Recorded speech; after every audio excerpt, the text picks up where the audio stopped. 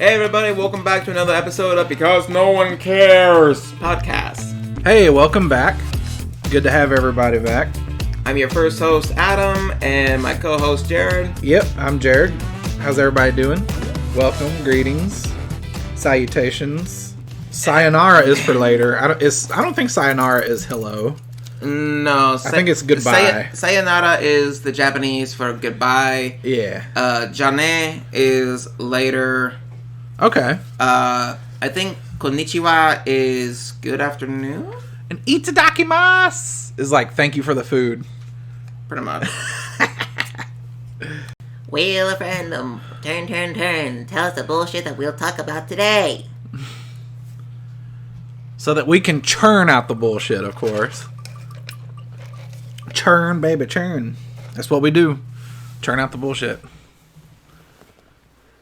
Ooh, Pathfinder! Yeah! Oh, man.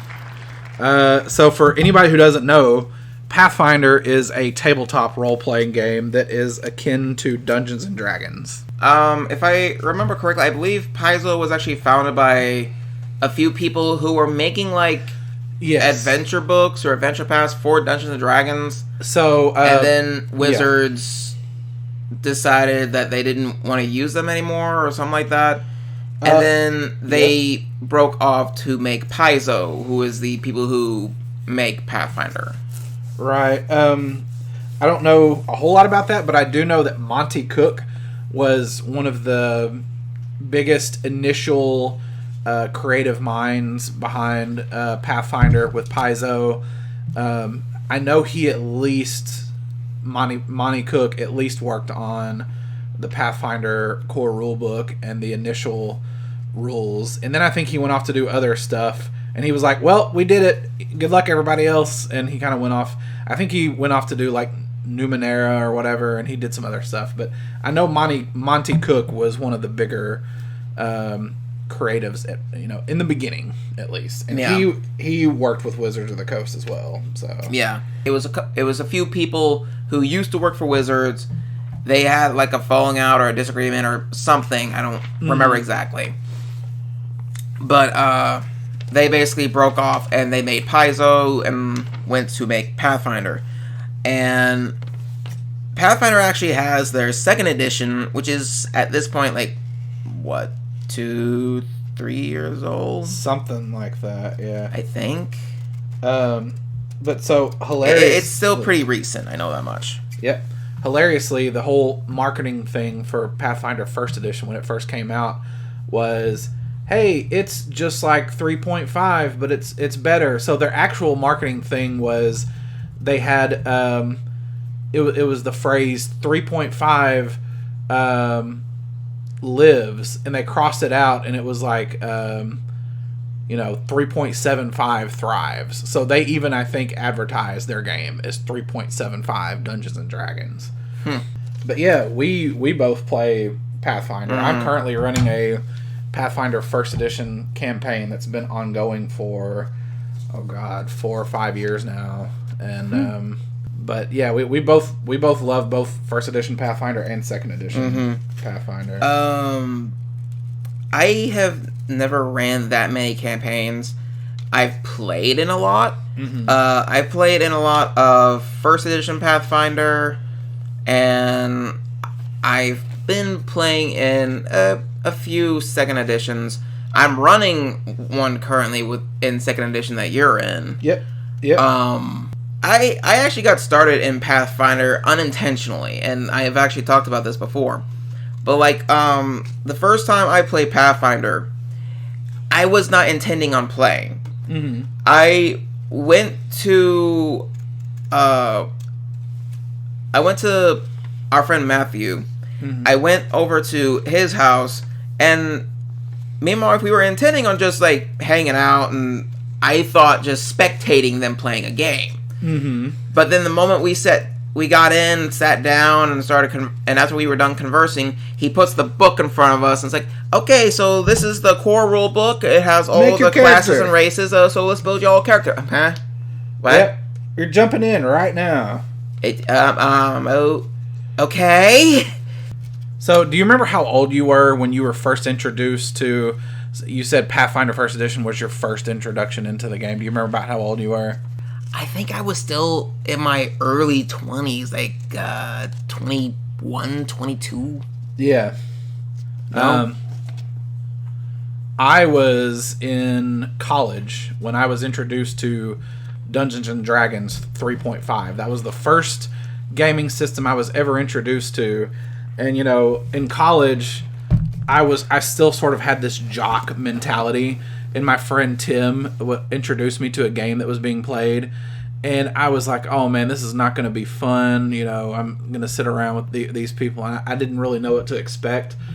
But, oh, man, the first game I sat down, because I played a cleric, and I got knocked down the first game. I got knocked prone. There was this large spider that poisoned me, and I think I ended up taking, dexterity damage, I think. Oh, God, it's been a long time. But I remember thinking after that game, I was immediately invested, because I recognized that the reason we didn't do well was it was largely my fault, because I wasn't doing my job as a cleric very well. And so after that, I was like, I never want that to happen again. I want to play my character well. And so I sort of dove into the rabbit hole that was 3.5. And at the time, they had already come out with all of the Dungeons and Dragons 3.5 expansions, and so there was a lot to go through. But I definitely jumped off the deep end there. Yeah, for sure. That's probably one of the biggest things I have ever truly noticed about, the biggest difference between Pathfinder and D&D. I kind of look at the difference between Pathfinder and D&D in the same sense as, Marvel versus DC. Yeah. I see Marvel as very, scientifically based. That's actually a good analogy. That's a good analogy. I see a lot of Marvel as being, kind of scientifically based. It's, in a sense, almost factual. By the way, Pathfinder is 100% Marvel. Just throwing that out there. Just by the way, in this analogy. Versus DC, which is much more hyper fictional. And I realize Marvel is just as fictional. It's just a difference of a lot of the characters in Marvel seem to have at least some kind of scientific backing or something, whereas DC is a bunch of random bull, or at least that's kind of what it seems to me. And there will be plenty of people probably in the comments who will argue that and whatnot. That's fine. That's your opinion. It's whatever. I like both. Yeah. I prefer some more than I do others, but I will watch and promote. Wait, what are we promoting? Oh, our Patreon, yes. Sign up for our Patreon and get extended uncut editions of our random bull. Extended and enjoy. And uncut. But it's just a matter of a person's storytelling style. Because there are those who they'll run a campaign and the campaign will just strictly be a murder hobo. Yeah. A murder hobo campaign where they go through and there's a plot they're trying to tell, but the players mostly just want to go around and kill everything. Mm-hmm. Then there's heavily story-driven campaigns where everything might have a consequence, or everything you do in some way leads towards what the plot is revolving around. Yeah. And then, of course, there are those who just don't know what they're doing, or they're rule lawyers who are trying to run the campaign by the book. Even worse, yeah.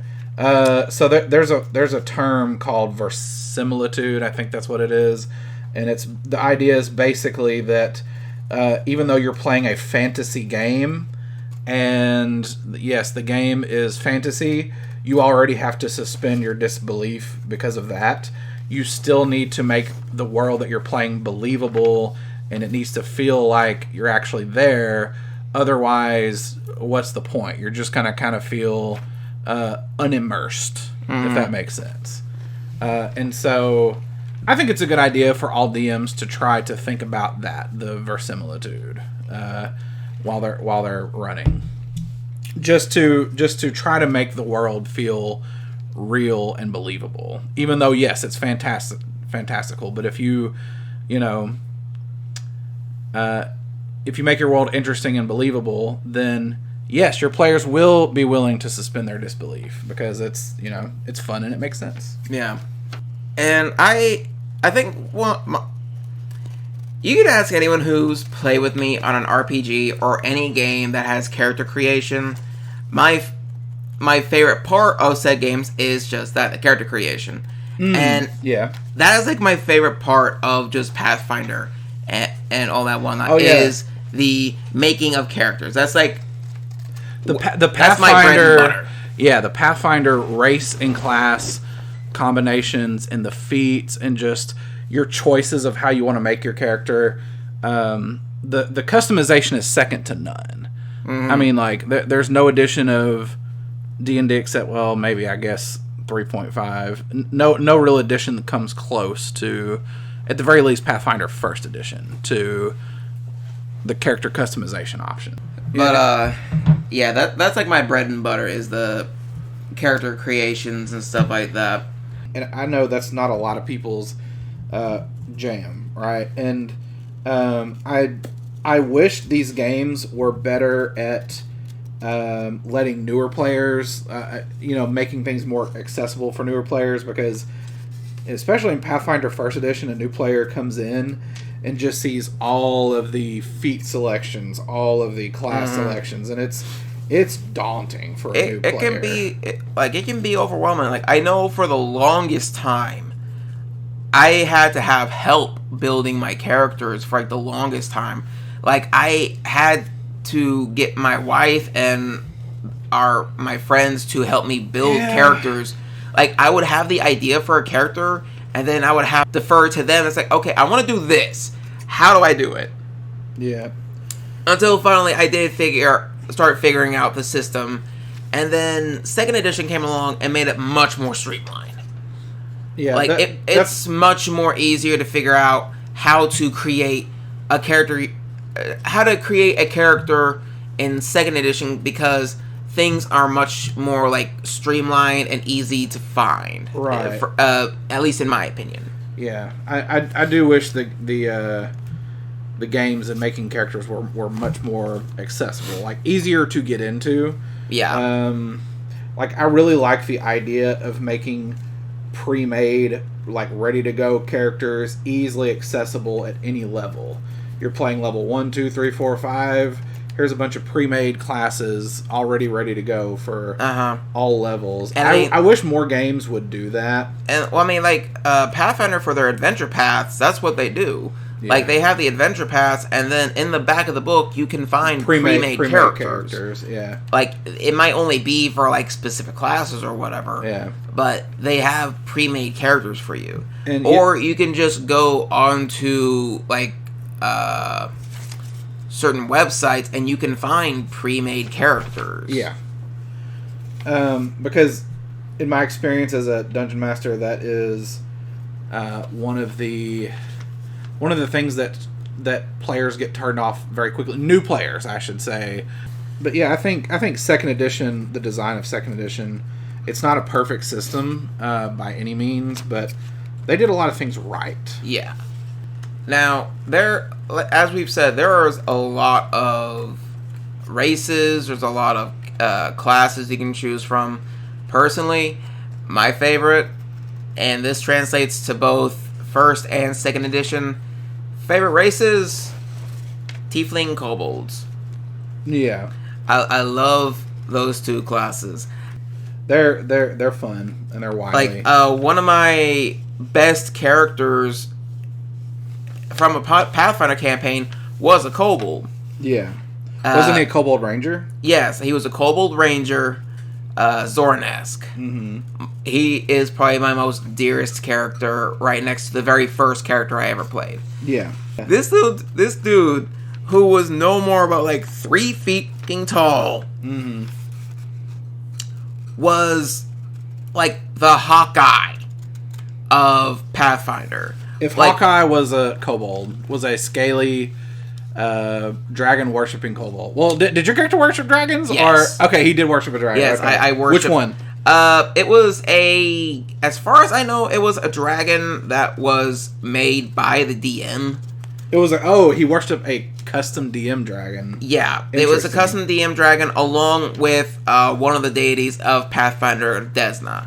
He worshipped both. Oh, he worshipped the both. dragon's name was Goldheart. Yes. Okay. He worshipped the DM dragon Goldheart. Okay. And Desna, who was like the goddess of travel and stuff like that. Yeah. But yeah, this little dude, I built him as an archer. He was an archer ranger, and I gave him all the things. There you go. I gave him all the archer feats. This dude, multi-shot, rapid shot, point blank shot. Yeah.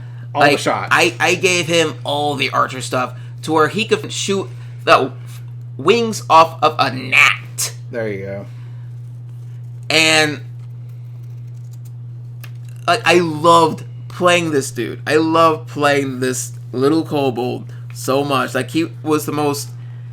Like, that whole campaign was emotionally draining. Not gonna lie. There was a lot of moments in that particular campaign where, like, my head, my heart, everything hurt. And I had to take a break. But I still loved playing him. So, my favorite Pathfinder character that I've ever played, his name was Garland the Black. He was based on a Dungeons and Dragons character that I played seriously. But the campaign that I played, Garland the Black in Pathfinder, the DM I could not take seriously. So, I made Garland the Black into a very meme character. He was a cleric-based necromancer. And he became Uncle Sam, basically. So he wore red, white, and blue. He had a red, white, and blue top hat. His undead were painted in red, white, and blue. He had 2 skeletal ettins, which are basically these giant skeletons. And these skeletons had these banners or flags like staked into their spinal cord going up that were just the American flag, you know. America! God bless America. Yeah. Not only that, he had a zombie griffin that was painted red, white, and blue, and he flew it around like an American bald eagle. Like, it was a 100% meme character. Oh, but no. The only reason I did that was because I couldn't take this guy's campaign seriously, you know. So it's like, look, if this is gonna be bad, I'm at least gonna have fun. You know? I've played a multitude of characters, and I've built like a grand multiple of characters. Yeah. Like, I have a lot of unused concepts for characters, and like that's like my favorite part of just Pathfinder in general is the character creation. Oh, yes, for sure. I love playing campaigns, and I love like playing through the stories. But like, would my you favorite, say your favorite part is the character building? That's your favorite part? Yes. Nice. Like, my favorite part is just the character building. Yeah. I love building characters. Yeah, that's awesome. It's a very fun aspect like, of it. I agree. In first edition, they had the advanced race guide, which was basically like a guidebook for all the playable or at least the vast majority of the playable races in Pathfinder. Yeah. And in the back of that book was a race builder. Yep. You could build your own races using this. And I was like, I think the most commonly made one is probably the Dragonborn, because sadly Dragonborn are not a core race in Pathfinder, and everybody likes the Dragonborn from Dungeons and Dragons. So yeah, I think probably one of the biggest reasons for that is because I imagine probably Dungeons and Dragons made like a copyright for Dragonborn. Maybe. That's why beholders don't exist in Pathfinder. Do they not? Beholders nor mind flayers don't exist in Pathfinder. Oh, really? Because they are Wizards of the Coast copyrighted. Oh. Fun fact.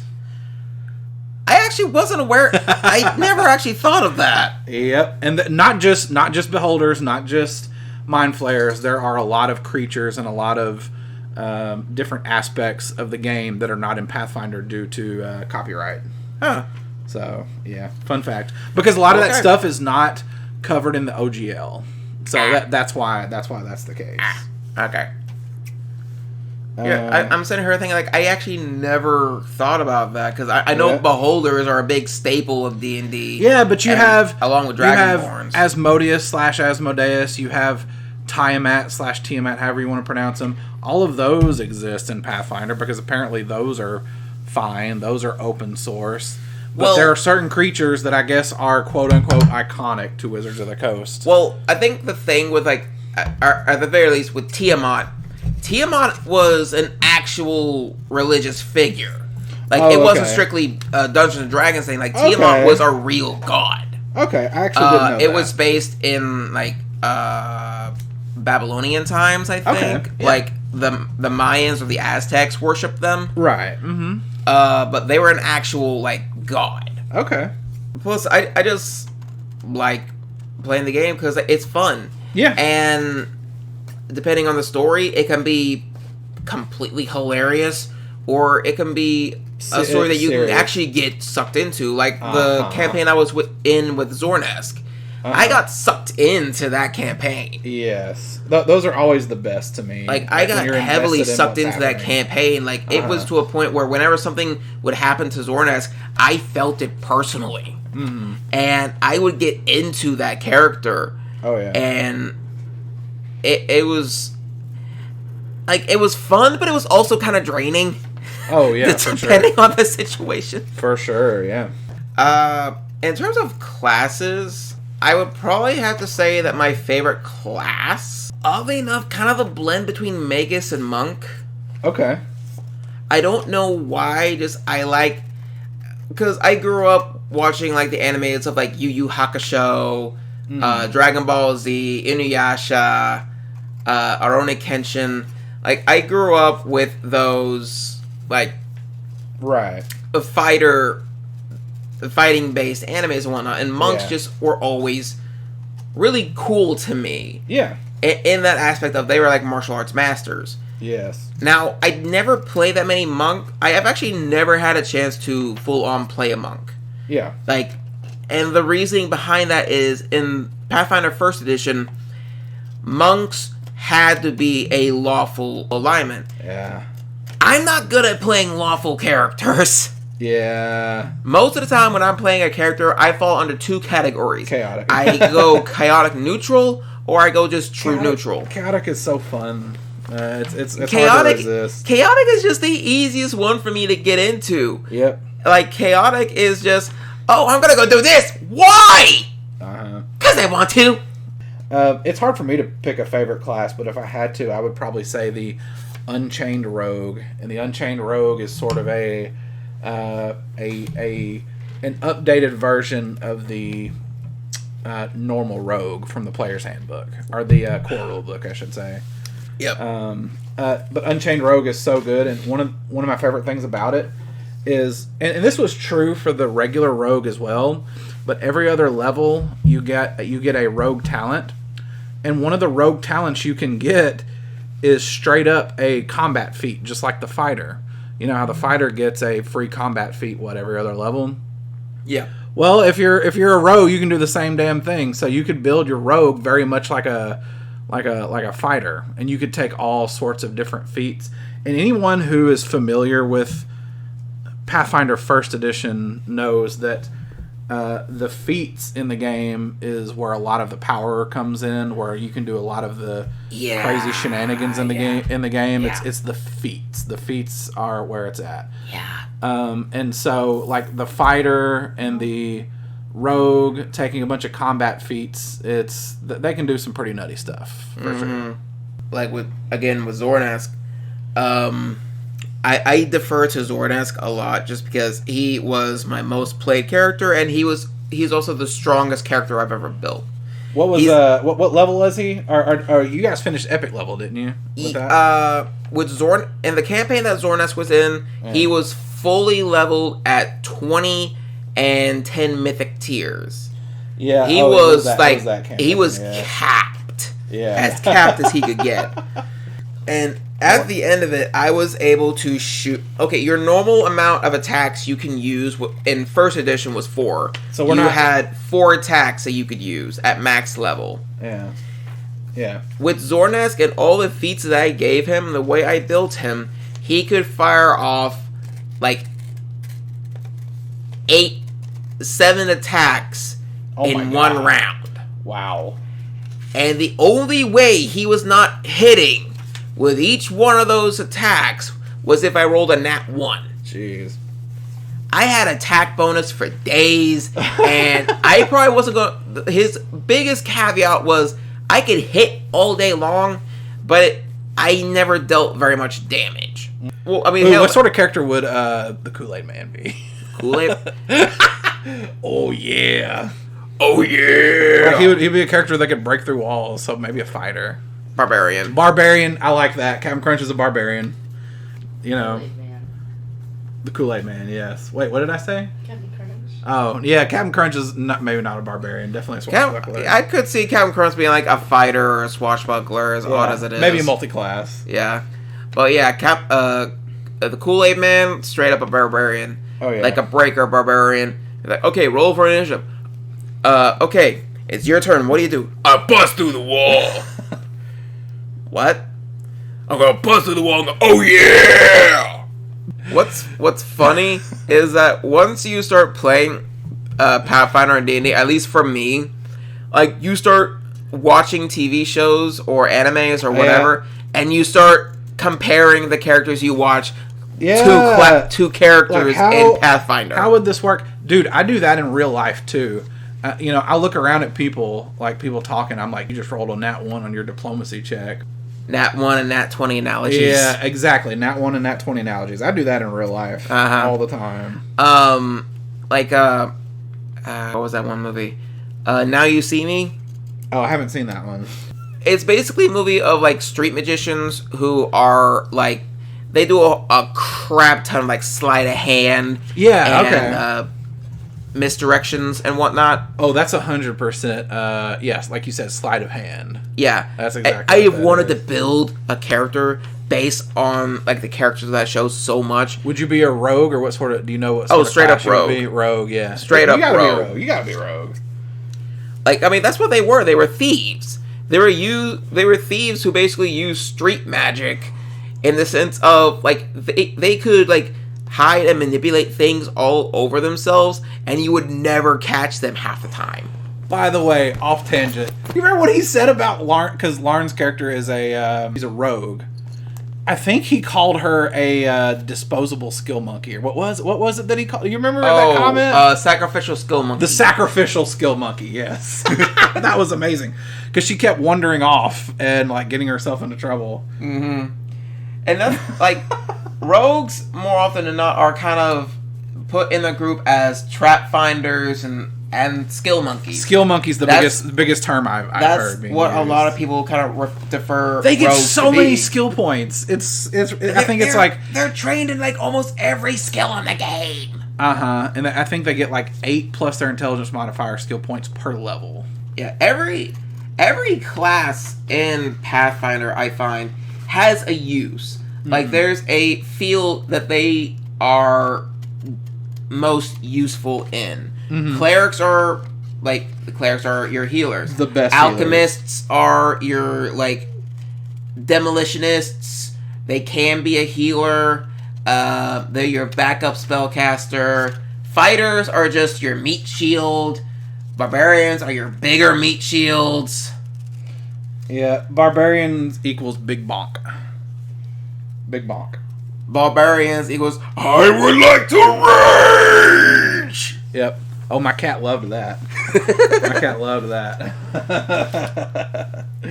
I will tear them limb from limb. Oh, which a fun fact. A lot of people don't know this. So that was a Critical Role reference. So I just want to take this moment as a reference to Critical Role. A lot of people don't know, but the first campaign, I know you know this. Everybody at this table knows this, but a lot of the audience I don't think knows this. But, we're talking about Pathfinder. And this isn't really supposed to be Pathfinder versus Dungeons and Dragons, but Percy, who plays a gunslinger, that was originally a Pathfinder first edition class that pretty much Matt Mercer converted over to 5th edition. Yeah, pretty much. So a lot of people don't know that they started that campaign with Pathfinder first edition. Yeah, like the closest thing that D&D had to in terms of gunslinger would be the Artificer, but the Artificer didn't quite have the same build and makeup of a gunslinger. Yep. Gunslingers are so OP in either edition of Pathfinder. Well, I don't know about second ed. I'm not familiar with the gunslinger in second ed, but I know in first edition. Well, you're playing with one. Yeah, I know he plays one. I've just sort of, but we've only been in like one combat, so I don't really know what all he can do. And also, he got a crit. So, yeah. But in first edition, they target. The reason they're so OP in my opinion, is they target touch armor class instead of regular armor class. Like everybody else has to deal with regular armor class, but not gunslingers. And in Pathfinder, enemies are notorious for having, a lot of monsters have notoriously pretty low touch armor class. There are some that don't, but yeah, it makes it pretty easy to hit. Yeah, that's what makes them. And I mean, powerful. Yeah, that's also why a lot of people don't like letting players play gunslingers or even allow guns in their campaigns. Shoot, I'm good with it. For players GMs who don't allow guns in their games, it's a thing of like Garland disapproves. But yeah, go ahead. It's basically a thing of like they feel that it takes away from the fantasy of the whole thing. Yeah. And I'm just like, I can understand the argument, but at the same time, like, I'm of the mind. Yeah, like, go ahead. There are plenty of ways to have gunslingers in your campaign, and it worked just fine without gunslingers being just so overly OP that they're basically one-shotting everything. Like, there's plenty of ways to do it. Yeah, I'm of the mind that, like, you can disallow gunslingers pretty much only if your campaign and setting is like very early setting. Like, there's no advanced things, there's no steam technology, there's no, engineers, that sort of thing doesn't exist. So if you're like very early where you just play with the core classes and core races and everything is very like medieval, then sure, you can disallow gunslingers. Like, personally, I have found like there are ways to, if you want to hurt your gunslinger character as a dungeon master or as a game master in Pathfinder, there are ways to do it. Oh yeah. Because gunslingers generally, like the very powerful ones, are generally like one-trick ponies. So I don't know about you, but I have a fun idea. So you and I are both Pathfinder GMs, and I know we have a topic that's like being a GM, but I just thought maybe a fun thing to add to this while we're on the topic of Pathfinder, since you have a Pathfinder 2nd edition game that you're running, and I have a Pathfinder 1st edition game that I'm running. Do you want to maybe talk just a little bit about the game you're running? Just maybe the setting and a quick little thing, and then I'll do the same for mine. You want to do that? Sure. Okay. You go first. So, in the game that I'm running it in my own little homebrew world. I'm still using the Pathfinder gods, but I'm basically using my own nations and lands and stuff like that. Mm-hmm. Yep. And in the game that you and the 3 others are playing, basically they're in this nation known as Xarxis. Mm-hmm. And Xarxis is a nation that is ruled by 2 kings. They're brothers who basically hate each other's guts. Yeah. They were sibling rivalry. Their father passed down rule to them after he had died, and neither one can agree on how the place should be ran. Oh, so they're trying to throughout the years, they have basically tried to one-up the other in one way or another. Yeah. To the point where it literally led Xarxis to be a split nation with Northern Xarxis and Southern Xarxis. And I'm sure a lot of the citizens and the people of the land are kind of sick of that and are. Yeah, there have been plenty of rebellions that have tried to start, but they're quickly quelled because they're just so powerful. Because the kings are elves. And elves in this world, they're not all elves are just like malicious. Are they high elves? As in full breed elf? Yes, full bred elves? They're full blooded elves. Okay. So in that sense, they're very powerful in magic and rule, and they find ways of quickly culling the rebellions very quickly. Yeah, probably through military might. Oh yeah, most of the time. It pretty much. Yeah. And one of the interesting things that I incorporated into Xarxus was the way you recognize hierarchy. Mm-hmm. And the way you recognize hierarchy is by the amount of body modifications a person has. Yep. The more tattoos, the more piercings, like the more, I don't know what the actual term for this is, but like where they slip like an implant into your forehead and make it look like you got a horn. Okay. Like stuff like that. The more of those modifications you have, the more higher up in hierarchy you are, the more important you are. Gotcha. So like whenever you come across someone who's got like 1 or 2 piercings and maybe a tattoo, they're pretty low on the chain. Yeah. But if you come across someone who's like decked out, like they look like pre-Taylor Swift Hot Topic employees. Yeah. Like they look.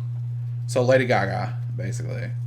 Just kidding. But yeah, like if they're like covered in tattoos, piercings, then they're the people you don't want to fuck with. They're high nobility. They're high on the food chain. Yes, yeah. They are high nobility. Yeah.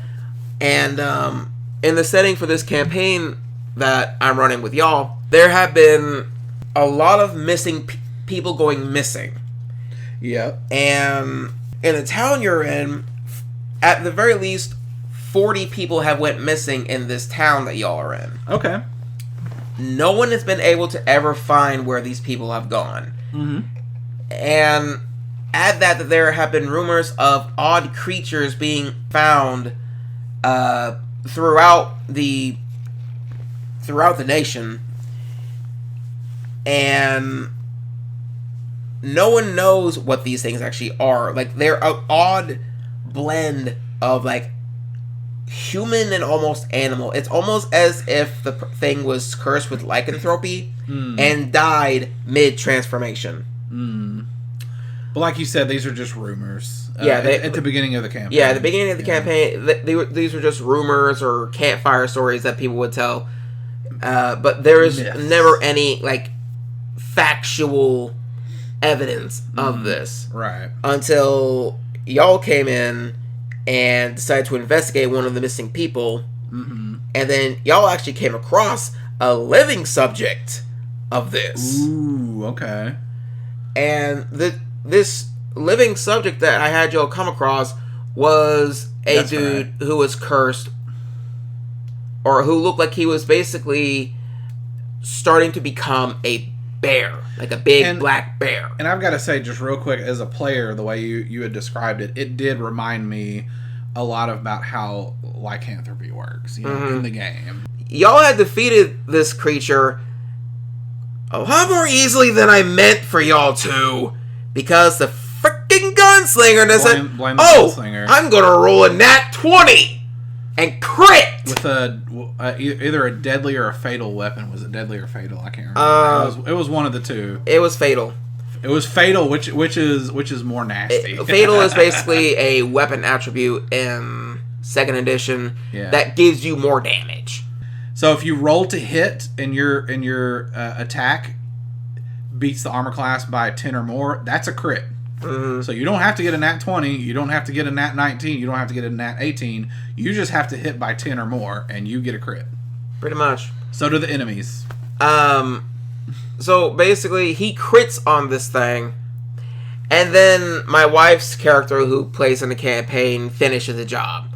Didn't he do like 18 damage or something like that? Yeah. We're level 1, and he dealt like 18 damage. Yeah, which for that doesn't sound like a big number, but for first level characters, that's a big number. It is a big number at level 1. It is. If you deal 18 damage at level 1, you're doing a great job. Pretty much. But so y'all killed this thing. And you're like, I wonder, this is one of those things that the rumors have been going around talking about. We should take it back to the military police in the town that we were in. Yep, we needed evidence to show them what was going on. Y'all decided, because this thing was huge, and all of y'all, for whatever reason, like, it's still confusing me how the subject how it actually came to this, but you're all playing small races. Small like character chain gang. The tallest character in y'all's group is literally the gunslinger. We're here to dazzle and confuse and impress the opponent with yes. With in this campaign, statures. in this particular campaign, the party consists of your character, which is a plant person. Aleshi, yes, I'm a persimmon plant. I give you part of my body and you heal 1d8 hit points. My wife's character, which is a living doll. Gross. Then there is a halfling monk and a gnome. The gnome gunslinger. Yep. So my wife's character, the doll, decides that they just need like a part of this creature that they killed to kind of prove like, hey, this was in the woods. So the rumors are true. She goes and is like, does anyone got a knife or something or a sword? Gunslinger's like, here you go. And so my wife's doll then proceeds to try and cut the head off. Yeah. She went full Chucky mode. She went full Chucky mode. Like, she's trying to hack at this head, like, nyah, nyah, nyah. Yeah. She's... Then the blade gets stuck. She goes to jump something, like, nyah, nyah, nyah, nyah. Yep. The gunslinger's just like, okay, you know what? Picks up my wife's character, finishes the cut, and then it falls out from the mask as, like, a shrunken head looking thing. So they take the mask, they take the head, and the arm that was shot off by the gunslinger to the officer. I don't know why we needed so many body parts, but yeah, we pretty much dismembered this thing, mutilated it. Yeah. We have evidence! So they take it to the official, and he's able to identify the head as one of the missing people, like one of the earliest missing people. Wasn't it like, if not the first, like you said, it was one of them. Yeah, one of the earliest people that went missing. Yeah. So they all go to rest at the inn afterwards, and then as they're all sleeping, I have them all roll a will save. My poor wife does not make the save. So she is under the influence of whoever it is that cast this enchantment, and she gets up, leaves her room, and is making her way back to the woods, where they had fought the bear in the first place. Yep. So that's why I say the rest of us are going to be looking for a doll in the woods. I mean, that doesn't seem like a like high chances of success to me. That's basically as far as my campaign has got. And now there's your campaign, which has been in the running for like several years. Yes, it's been going like 4 or 5 years. So, okay, first of all, it's an evil campaign, which is very unconventional. Normally, when you run a Pathfinder or Dungeons & Dragons campaign, the characters are kind of expected to be these heroes who are saving people or trying to do good. Yeah, and another thing with evil campaigns, sorry to interrupt. Yeah, no, you're good. Another issue that a lot of people will have with evil campaigns is that evil campaigns have a great tendency of going overboard really quickly. Oh, yeah, for sure. Because, like, if you're playing an evil character, especially if you're playing chaotic evil, your character is going to go from, like, we're playing evil characters to we will decimate and ruin this entire land. Man, I wish I had your voice for my for my villains. Oh, I'm so jealous. Like, if I tried to do that, I would be coughing and be hoarse. Like, the next day, I would lose my voice immediately. A lot of years of just practice and being an only child and playing by myself. I was so lonely. But yeah, so an evil campaign is very unconventional. And I told my players from the very beginning, oh, by the way, and the whole reason it came up is because 2 of my players, before we even started the campaign, they kept bugging me, Jared, we want to play an evil campaign, because my friend David wanted to play a Blackguard, which a Blackguard is a reference to a 3.5 prestige class called the Blackguard, which was basically the exact opposite of a paladin. A paladin fights for truth and good and justice and smites evil, whereas the Blackguard is the epitome of evil and darkness, and he's out to destroy good, basically. And so that's what he wanted to play. They kept bugging me, Jared, we want to play an evil campaign. They had these ideas for their characters they wanted to play, and they kept bugging me. And finally, I sat down and had a talk with my players one day, and I said, look, you guys keep asking me about this. Are you serious about it? Because if you are, I will start this sort of campaign. And they were basically chomping at the bit. They really wanted to do it. So I came up with my own homebrew idea for this campaign. And I had to do quite a bit of research because I had never run an evil campaign before. Very unconventional for me as well. But I sort of came up with this idea that... And a lot of this is in the Pathfinder lore, but I just sort of expanded on it. So in the Pathfinder lore, there's the deity Iomade, who is sort of like the goddess of truth and good and justice. Retribution. Retribution. And in the lore, at one point, she pretty much began a crusade, and she started a war against this entity known as the Whispering Tyrant. And... her armies pretty much overthrew and defeated the Whispering Tyrant in the lore. And in the Pathfinder lore, there was a bit more to it, but that's pretty much the gist of it. But in my game, that's where I sort of started and expanded on that idea. And in my world, basically, the Whispering Tyrant was not completely destroyed because they could not find his phylactery. Because he was a lich, and for those who don't know, a lich has a phylactery, which is something that they're tethered to, that they're tied to. It's like almost their life force. Yeah, in a sense, a phylactery is the same as like the Horcrux. Yeah, that's true. Yep, like from Harry Potter. Yes, that's very true. But they could not, like, Iomede's crusade, her men, they could not find the Lich's phylactery. They could not find the Whispering Tyrant's phylactery. And also, there were a lot of casualties in that war. That is part of the Pathfinder lore, is that lots of people died in that war. Lots of casualties. But, so, after the war, they couldn't find the phylactery. Well, Iomade and her people set up a garrison at the Whispering Tyrant's lair. And the whole idea of this garrison is, we're going to sit here and we're going to patrol day and night, and we're going to search high and low, and we're going to find that phylactery, and we're going to destroy this motherfucker. And so they did that, and years went by, but they were unsuccessful. They never found the Whispering Tyrant's phylactery, no matter how hard they looked. And Iomade, being a goddess, she could slowly start to feel the Whispering Tyrant's power grow. He was sort of recuperating and coming back and growing, and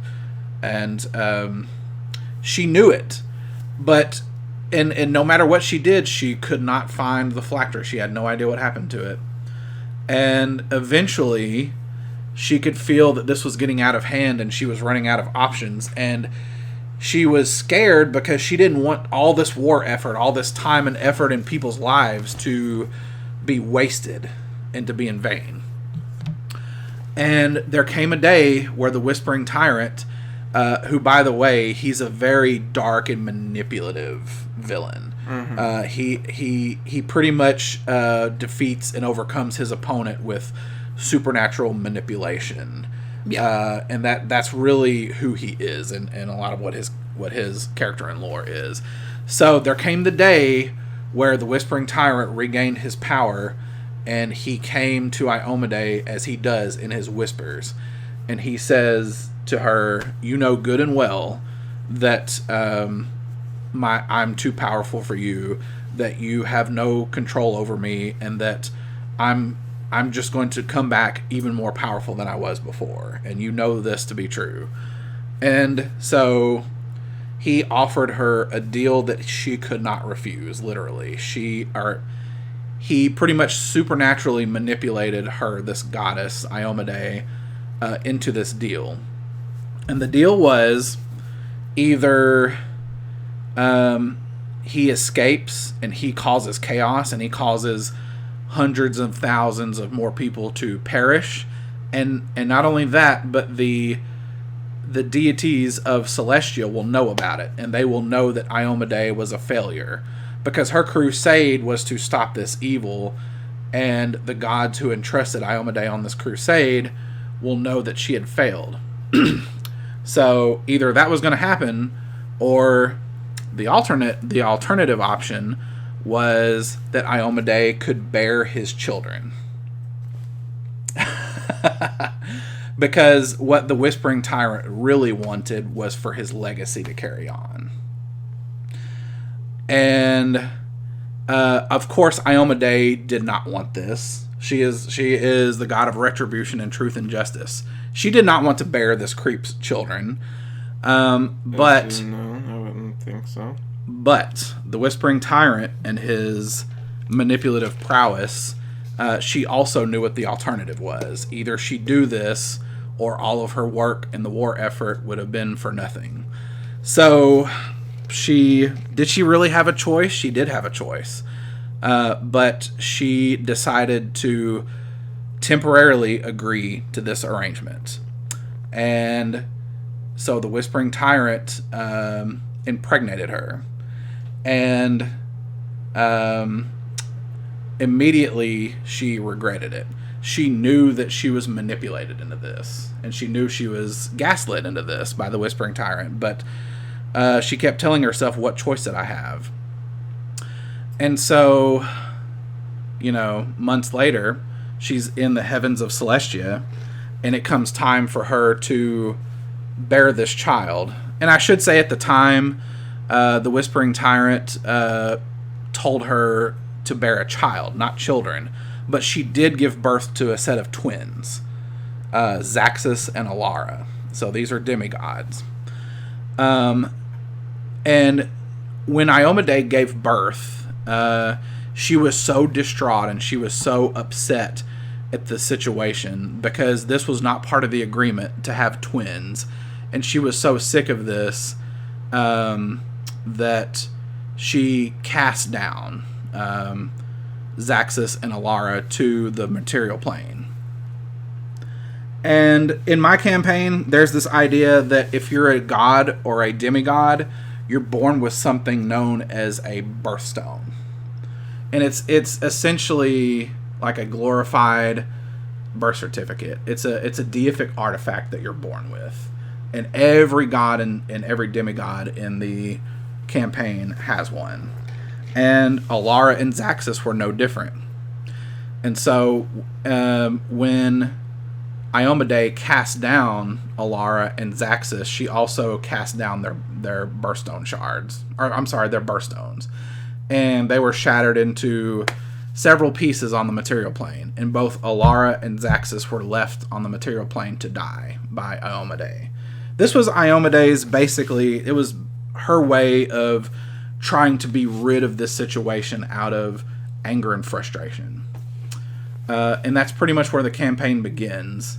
Because Zaxus, one of the twins, he had a greater shade that was pretty much a part of him that manifested and ended up becoming Zaxus's servant. His name is Hans. But Hans, pretty much the beginning of the campaign, is Hans trying to assist Zaxus, who is dying on the material plane, seeks out adventurers on the material plane to recruit them to help Zaxus.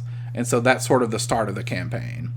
And Iomedae, knowing what she's done, she never wants Zaxus or Alara to ever be found and to rise up again. And so she assigns her most elite followers on the material plane, dubbed as the Enlightened Eight, to pretty much guard the birthstone shards on the material plane. And the Enlightened Eight, their one job is to make sure no one on the material plane gets their hands on those birthstone shards. It's basically Iomedae's way of covering up what she had done, what had happened. She wants to forget it and for this to pretty much be swept under the rug, and this is her way of doing it. And so that's pretty much the campaign, as the players are recruited by Zaxxas and Hans to help Zaxxas slowly recover and regain his strength, and to build a stronghold on the material plane. And yeah, is the sister Alara yes a part of this as well still? Oh, she is. She's still alive, and well, not really well, but currently in the campaign, she has willingly lost her demigod powers, and so now Alara is alive in the campaign, but she is no longer a demigod. And that's a long story. But yes, Alara is still a character in the game. Thus far, the campaign's been going on for a few years, and the beginning of the campaign was to, number one, like I said, Alara gets her power from worshippers and devotion. Zaxxas recovers and gets his power from devouring corpses. So that was the very first thing that he needed to do, was to feed on corpses. So the very first thing the party needed to do was to recruit a powerful ancient Lich Queen by the name of Lady Catherine. And so their first job, their first task as a group, was to find Lady Catherine, this ancient Lich Queen, recruit her to dying Zaxxas' cause, because she pretty much had the ability to create and summon endless undead. And that was good enough for Zaxxas. Zaxxas could consume the undead and regain his strength back. He needed to recover his power. He needed a stronghold, and he needed to also recruit these ancient dream hags. And in Pathfinder, dream hags are a type of hag that obviously deal with dreams, and the dream realm is a plane, or is a place of existence in Pathfinder. But these dream hags, known as the Sisters of Mist Hollow Marsh, which is where they lived, they had the power to use dreams to locate pretty much any deific artifacts.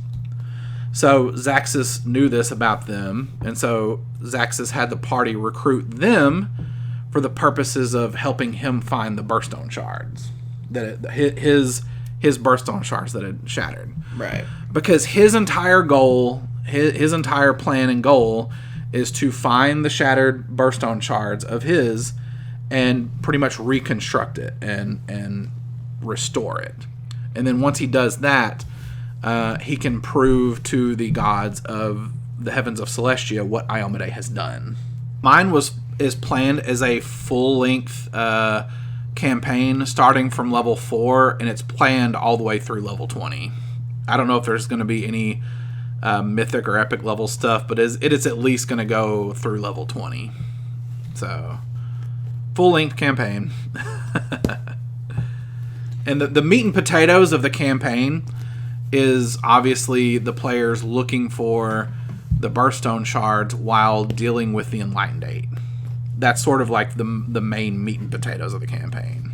Hopefully y'all enjoyed this episode. Yeah. If there are any subjects or anything else that y'all might want us to try and discuss or try and figure out how to talk about, leave a comment and leave us a like and a follow and a share and a subscribe and a thing and other things that basically indicate all the things that you're yes. actually paying attention And then that you actually like listening to us talk about random shit.